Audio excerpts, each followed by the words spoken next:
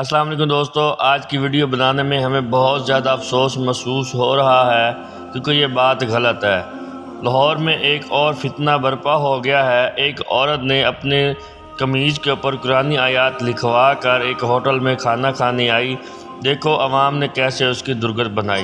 دوستو، ہماری اللہ پاک سے دعا ہے کہ آج کے دن مسلمانوں کی عبادت کرنے کی اور عید کی رات تھی اور ایسے فتنے مارکیٹ میں آ گئے۔ اللہ پاک ان کو غرق کرے۔ ہمیں بہت دلی افسوس ہو رہا ہے، لیکن کیا کریں، آپ کے سامنے ایسے فتنے کی مکمل ویڈیو دکھا رہا ہے۔ یہ لاہور کے شہر میں اچھرا مارکیٹ میں کھانا کھانے آئی تھی یہ عورت، اور اس کا آپ حال دیکھ لیں۔ مزید آپ ویڈیو کے اندر دیکھیں، عوام نے 15 بلا کے اس کو پولیس کے حوالے کر دیا۔ مزید آپ کو ویڈیو کے اندر کی جو معاملات ہوئے ہیں وہ دکھاتے ہیں۔